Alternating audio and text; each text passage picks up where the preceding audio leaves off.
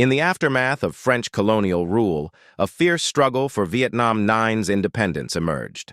On May 7, 1954, at Dien Bien Phu, the Viet Minh under General Von Nguyen Giap dealt a crushing blow to French Forces 6, marking the end of over 70 years of colonial occupation.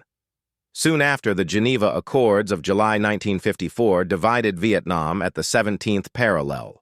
A communist North under Ho Chi Minh and a U.S.-backed South under Emperor Bao Dai.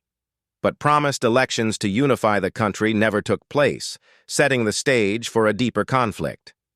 By the early 1960s, U.S. involvement had escalated from psychological operations to combat troops, heightening tensions and entrenching divisions.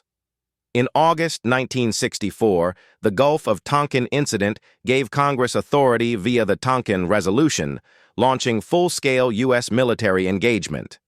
By 1965, U.S. combat units poured into Vietnam, and by 1969, over 500,000 American troops were waging war on both ground and air. The bombing campaign Operation Rolling Thunder ravaged North Vietnam, becoming the longest aerial bombardment in history.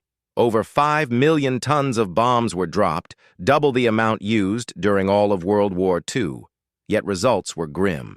Civilian casualties soared, and uncleared ordnance still scars the land today. Back home, the war sparked massive protests and fueled the counterculture movement. Communities united in their calls for peace, using music, art, and activism to express dissent. Iconic figures like Martin Luther King Jr. and artists such as Bob Dylan and Joan Baez amplified the voices of the movement, urging an end to the conflict. The Tet Offensive, launched on January 30, 1968, shocked the world. Though a tactical defeat for communist forces, it was a strategic blow to U.S. public confidence, especially after Walter Cronkite called the war a stalemate. Soon after, the My Lai massacre revealed the human cost of war, over 500 innocent civilians slaughtered, shaking international support. After years of mounting casualties and domestic backlash, the Paris Peace Accords extinguished U.S. combat involvement. By March 1973, the last U.S. troops had withdrawn, but peace was fleeting. Civil war reignited, and on April 30, 1975, Saigon fell, ending the war and unifying the country under communist rule. Operation Frequent Wind evacuated thousands by helicopter, fueling the exodus of refugees that followed. The war left scars beyond the battlefield. Veterans returned with stories of valor and trauma, carrying the invisible wounds of war. Letters home spoke of camaraderie and loss, encapsulating the personal toll that the conflict imparted on so many. The war's human toll was staggering. Up to 2 million Vietnamese civilians, 1.1 million North. Vietnamese Viet Cong fighters, 250,000 South Vietnamese soldiers, and 58,000 U.S. service members perished. A darker legacy lingers.